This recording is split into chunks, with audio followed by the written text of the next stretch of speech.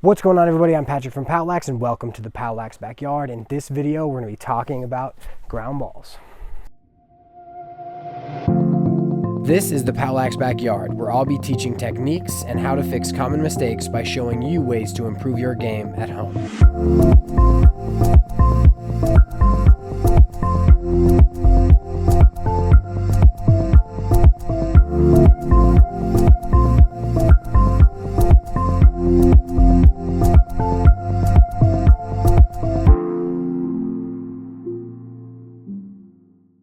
Before we get started, I'd like to thank all of the POWLAX members whose generous contributions make these videos possible. We believe that the best way to improve and grow the lacrosse landscape is by educating players, parents, and coaches with the information they need to be successful so they can enjoy the sport. That's why all of the POWLAX videos are free to watch anytime, anywhere. If you enjoy the POWLAX content and want to help contribute to their creation, consider becoming a member at POWLAX.com.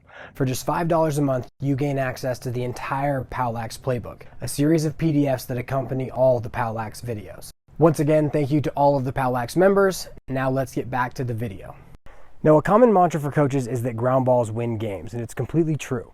The more 50-50 ground balls that our team wins, the more possessions we're going to have, and therefore the more chances we're going to have to score, and the less chances our opponent's going to have. Now, when we think about ground balls, I like to teach them with three ideas. First is the technique we're going to use to actually pick up the ground ball. Second is how we are going to protect the ball once we have actually picked it up. And third are the strategies we're going to use with our teammates in order to pick up and maintain possession of the ball. Now, when I think about ground ball technique, I think of 22, which means 2 twos. The first two is 2 butts down. I need to get my butt low to be closer to the ball so I am easily able to control it. The second butt is that the butt of my stick needs to come down, and what that's going to do is it's going to make sure that the scoop of the head is flat so that it can come under the ball and the ball will go into my stick. Now, you're going to see a lot of younger players try to pick up the ball with their stick vertical like this, and they're kind of just going to scoot the ball along. So with our 2 butts down, getting our butt low, and then getting the butt of our stick low, that's going to help us as we scoop through the ball. Now, our second 2 is that we want to have 2 hands on the stick. Now, this is also all about control. I've seen players completely lose balls out of bounds because they kind of want to showboat with one hand when you really don't need to. Even if you're in the open field ready to pick the ball up, pick it up with 2 hands, but take your top hand and move it about 3/4 up the shaft. That way, you don't even have to get that low, but you have more control as you are scooping through it versus trying to pick it up with one hand. Now, if I have a bunch of people around me or a defenseman is going to come make a check, I want to have my top hand as far up the shaft as I can so that as I scoop through the ground ball, my hand and my arm have as much control of the stick as it possibly can.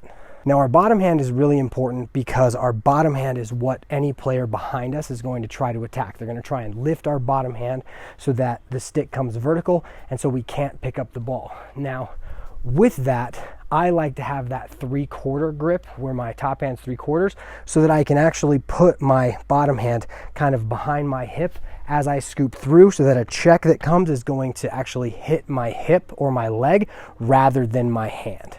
So the next thing we're going to talk about in terms of technique is raking or scooping through. Ideally, if we're coming to a ground ball, whether it's moving or it's not like this, we'd like to just continue our momentum, move the scoop of our stick under the ball, and just pick the ball up. That's called scooping through.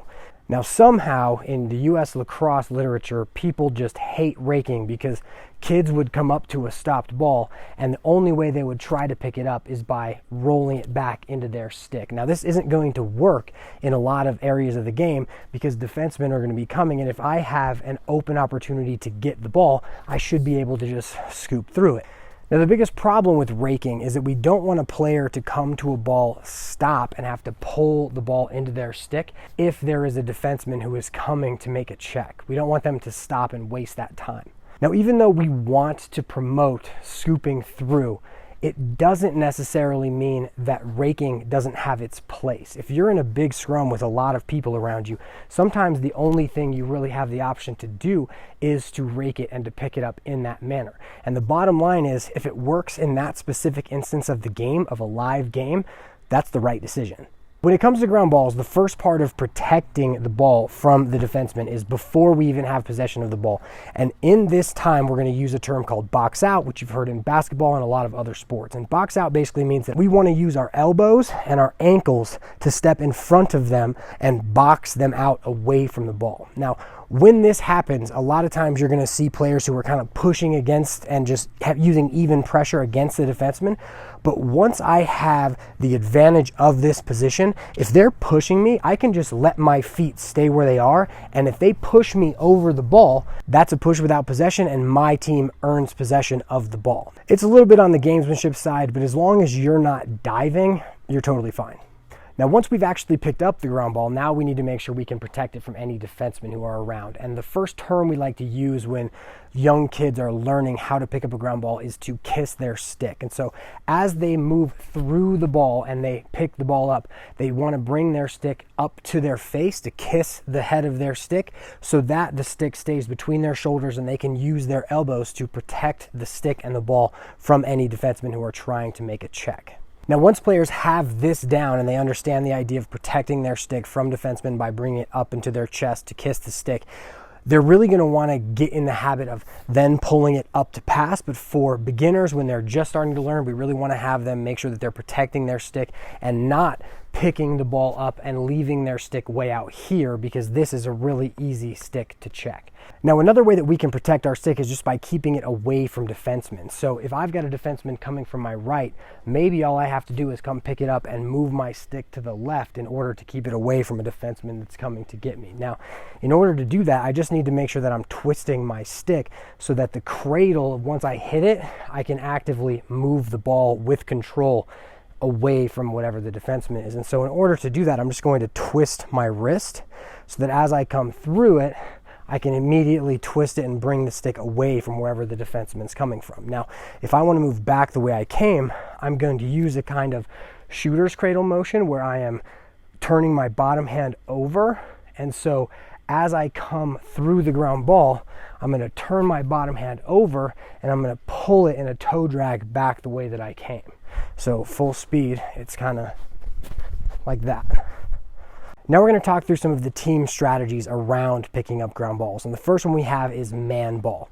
Man ball is a 2v1 concept that basically says that if me and a teammate are moving to pick up a ground ball and a defenseman is coming into that play, if one of us takes out the defender, the other person has a 1-on-0 ground ball and can easily pick it up. Where players struggle is they think that they have to initiate man ball even if they have a 1-on-0 shot first. So let's say that a teammate of mine is behind our elevate defender and I have a 1-on-0 ground ball here.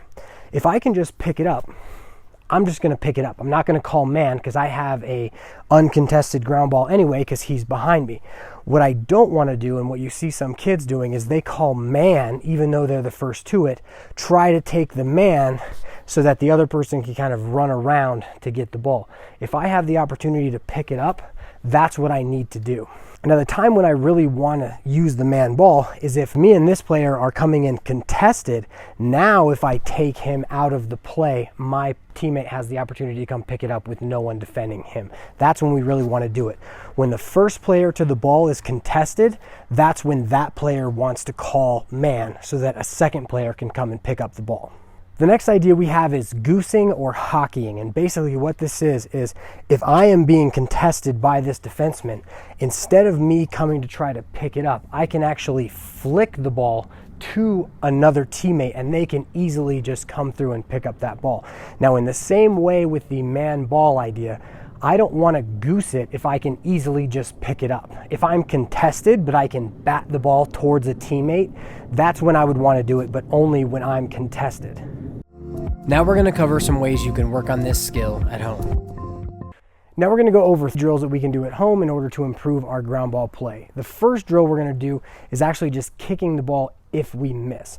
So as we're going to pick up a ground ball, if we come through it and we miss, we really want to just make sure that our feet can actually kick the ball, hit the ball in front of us, so that then we can pick it up. Now we're going to do a drill called inside outside. What we're going to do is we're going to set up 3 lines that are represented by these cones. Now each cone goes that way. Then in the middle line, we're going to set up a line of balls about 1 yard apart for each ball. We're going to start on one of the sides, and now my job is to pick up a ground ball, put it on the outside line, turn around, pick up a ground ball, put it on this outside line. So I come through, pick up a ground ball, set it down. Pick up a ground ball, set it down. Pick up a ground ball, set it down. Pick up the ground ball, set it down, and pick up the ground ball, set it down. Now once I'm here, I'm actually going to start again, but now I'm going to put them back in the middle. Now if you have 2 people, you can have one person put them from the inside to the outside, and the next person can move them from the outside to the inside. So as I go here, I'm going to pick it up, boom, put it down. Pick it up, put it down. Pick it up, put it down, pick it up, put it down. That's a great way to get a lot of reps.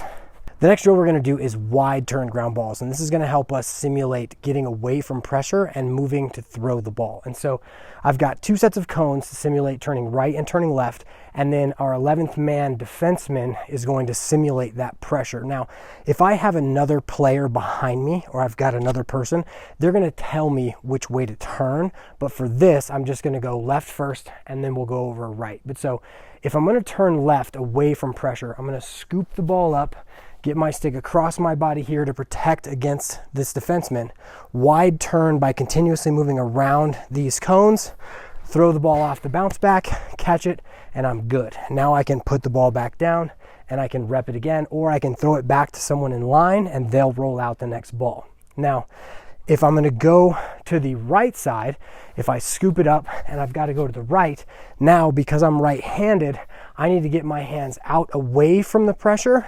And now I need to switch hands like we did in that switching hands video. I'm going to turn around that spot, throw the ball off the bounce back, and catch it. Now, if you want to get inventive because you're in your own backyard, now we can integrate shooting as well. So now I'm going to pick up the ground ball, I'm going to turn left, wide turn away, throw it off the bounce back, and end with a shot. So I'm going to scoop up the ground ball, protect my stick, roll away, pass off the bounce back, catch it, shoot my shot. Now we're going to do the same thing moving to the right. Scoop through, stick goes away, switch, off the bounce back, catch it, shoot your shot. For the final drill, I'm going to walk you through what I like to have players do at home so they can work on this ground ball up down to a toe drag so that they can move back the way that they came. So the first thing I have them do is hold their stick like this and then turn their stick over with their bottom hand in this motion. So their bottom hand is going to push the top side out and they're going to turn their stick over.